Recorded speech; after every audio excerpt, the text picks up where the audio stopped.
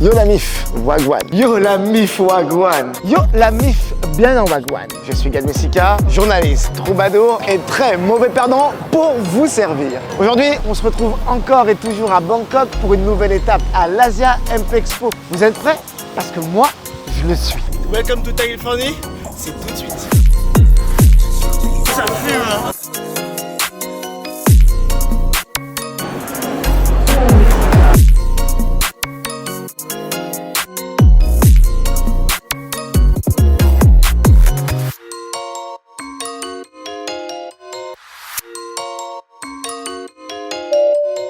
Bonjour à toutes et à tous, ici Captain Kush, votre commandant de bord. Vous êtes toujours à Bangkok avec Wagwan Airlines. L'heure locale est de 4h20 et la température extérieure est de 35 degrés. Pour notre prochaine escale dans The Big Mango, nous vous emmenons dans le plus grand salon du chanvre d'Asie, l'Asia Hemp Expo. Alors, accrochez vos ceintures pour la descente, laissez vos téléphones en mode avion et roulez-vous un gros spliff.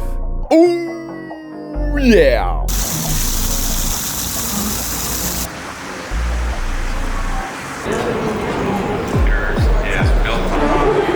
La mif, on va se retrouver avec un habitué de Wagwan maintenant. Comment tu vas, notre Ça va très bien, Léon, ça va très bien. Bonjour à tout le monde chez Wagwan.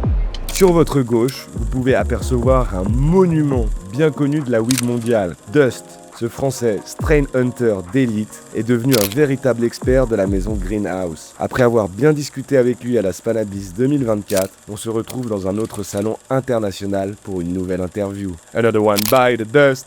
Oh yeah! On est là en Thaïlande, hein. Voilà, on se retrouve en Thaïlande. Une autre vidéo, un autre continent. Exactement. Est-ce que tu peux nous dire où est-ce qu'on est? Là on est à Bangkok, on est à la Hemp Expo. C'est le rendez-vous tous les ans qu'on a ici à Bangkok avec les compagnies qui vendent un peu, les distributeurs, tous les passionnés viennent se rejoindre. C'est pas encore le niveau de Spannabis, mais petit à petit ça commence à prendre un petit peu de niveau, donc c'est sympa. Depuis 2022, le gouvernement a légalisé le cannabis en Thaïlande.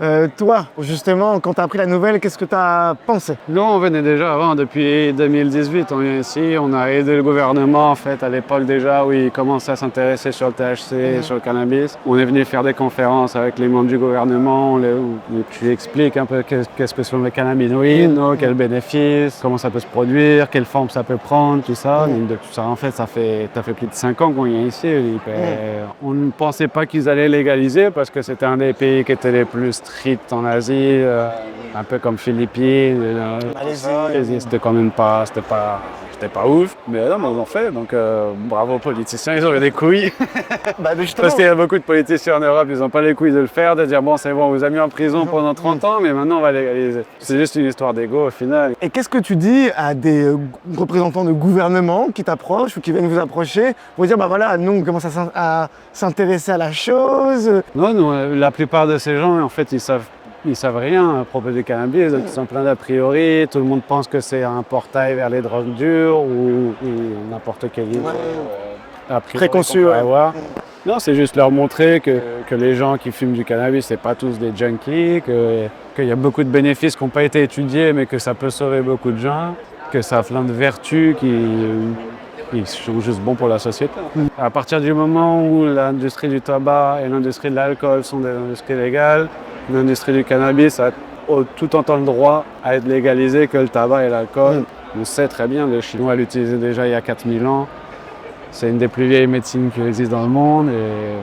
Et quelle image avait le cannabis avant la légalisation en Thaïlande? Je pense que socialement, ici, traditionnellement, c'était assez accepté parce que justement, c'est la culture asiatique. Ils ont toujours eu cette culture du cannabis. Pareil qu'en Afrique, si tu vas dans les pays comme au Congo où on travaillait beaucoup. Traditionnellement, si ton enfant est malade au Congo, tu fais une infusion de feuilles de cannabis et tu vas lui donner ça à boire avec du lait, des choses comme ça. Et c'est des choses qui sont acceptées depuis déjà plus de 2000 ans dans ton propre pays. Donc, les gens n'écoutent pas forcément les gouvernements à 100%. Eh bien, il y a des gens qui vont qui vont dire ah Si, non, c'est pas bon. ouais. Il y a toujours la typique comme la daronne qui dit ah non, c'est pas bien, faut pas fumer. J'ai vu à la télé. Ouais, bien sûr. Et il a dit que c'était Ouais, pas bien. Galen 6, je sais pas quoi, ils ont dit que c'était pas bon. Mac Lesguy, il a dit que c'est pas bon pour les poumons. On rigole, mais il a quand même raison, ce bon vieux Mac Lesguy. Fumer, c'est pas bon pour les poumons. Et dans certains cas, ça peut aussi provoquer des problèmes psychologiques. Alors, en cas de problème avec la weed, vous pouvez appeler le Drogue Info Service 7 jours sur 7, de 7h à 2h, au 0800 23 13 13. Au pire, vous envoyez un DM au Captain et on trouvera une solution. Oh yeah! 2 ans après la légalisation, quel constat tu peux faire du cannabis en Thaïlande? Ça grandit tous les ans. Ici, chaque année, il y a plus de gens. Ici, il y a une très grosse communauté de fans. C'est des passionnés qui font leur propre sélection. Ça fait des années qu'ils font pousser. Ils ont toujours fait ça super underground, tu vois, et maintenant ils peuvent commencer à faire leur propre compagnie. Beaucoup de nos clients qui nous prennent de la bœuf ou qui nous achètent des clones, c'est des gens qui font pousser depuis 15-20 ans, même quand c'était illégal. Et c'était dur ici à l'époque. L'esprit du pays en général est incroyable, et du coup, si tu rajoutes ça, le cannabis légalisé, En tu plus. lèves ce poids des épaules, où tu dis, je sais que je fais un truc bon, mais au moins je vais pas aller en prison. Voilà, c'est ça. Au moins, juste éviter d'avoir des vrais soucis pour ça. C'était quand même une galère. Ouais. Je pense que pour l'instant, le chemin est bon. Il n'y a pas de grosses corporates comme tu as vu dans la plupart des pays où ça a légalisé. Et le jour d'après, tu avais des grosses compagnies qui venaient en mode Aurora, machin, nanzin, par nos pieds.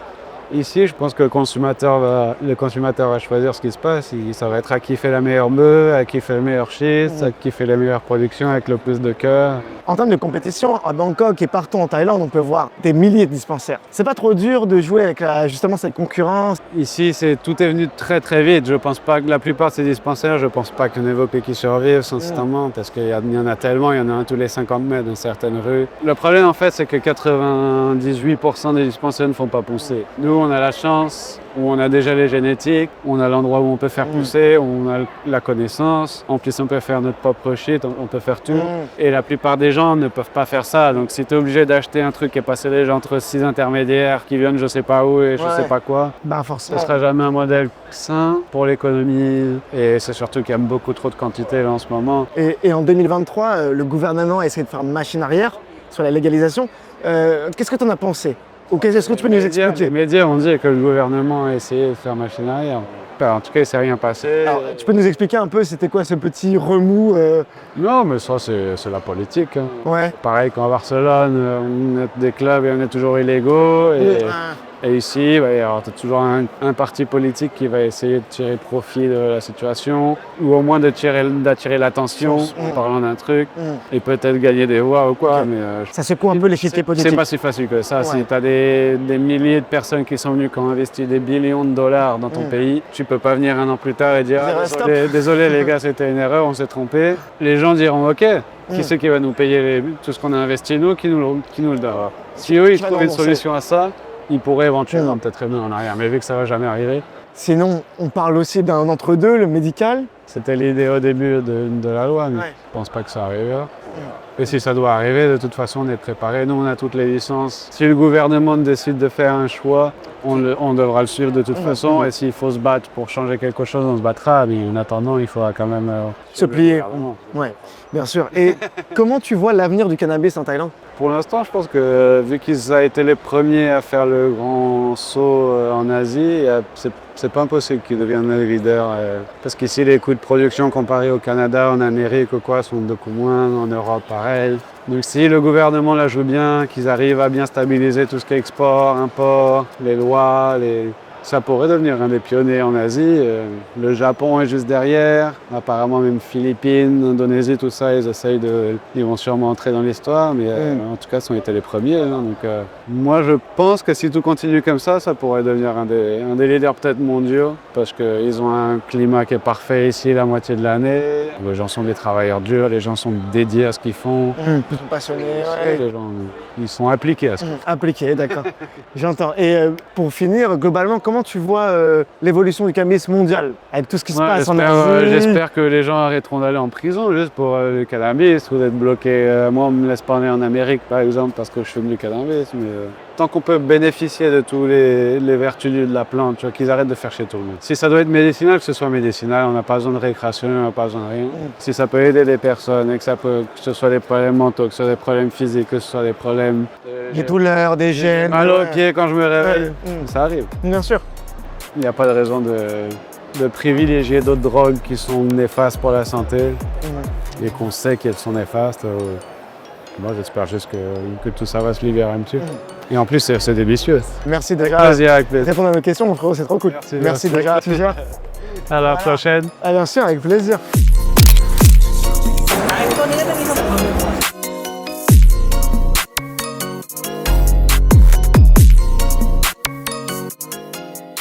Deux, un.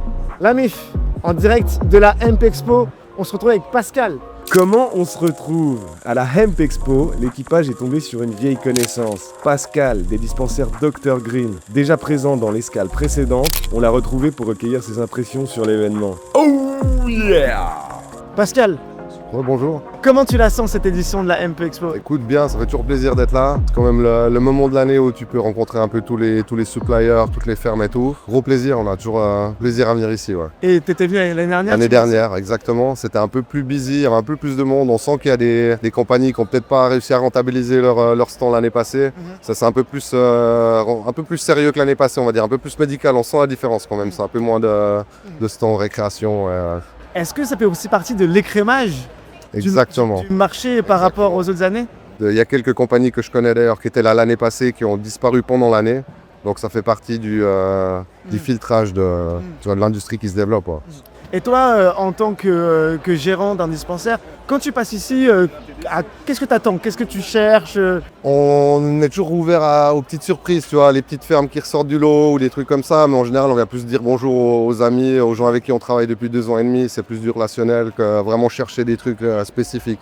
Parce que on est toujours ouvert. Et forcément pour le réseau, ça doit être aussi pas mal. Voilà, c'est sympa de jeter un œil. On peut voir qu'il y a beaucoup d'internationaux, beaucoup de Chinois aussi. Énormément de Chinois. Qui gèrent le marché des ustensiles professionnels. Voilà, ils sont très nombreux dans les lampes. Tu vois, il y a énormément de stands de lampes, il y a énormément de stands de packaging chinois, ceux qui dominent le marché là-dessus. Je pense qu'ils ont encore ils ont de quoi rentabiliser leur stand ici à Bangkok.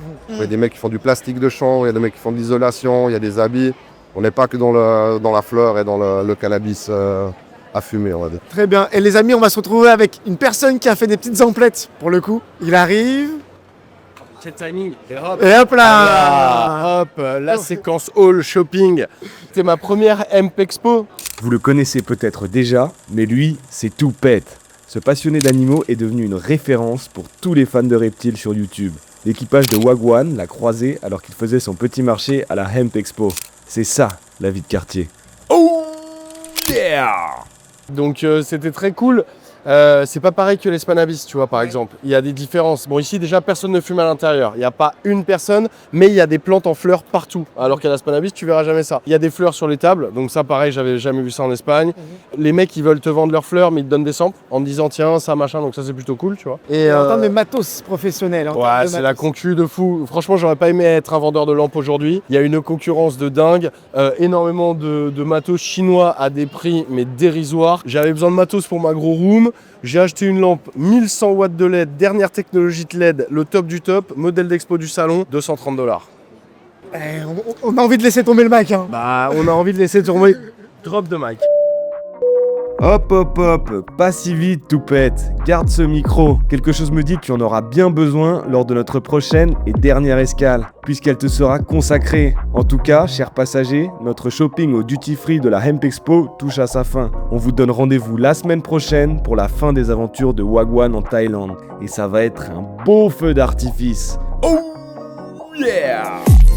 Bienvenue à la maison. Moi, je vais vous montrer notre nouveau projet au premier étage. Oh, Clément est ici. Ça va, les gars? Et avec Tanguy, on fait du herping. Water snakes, turtles.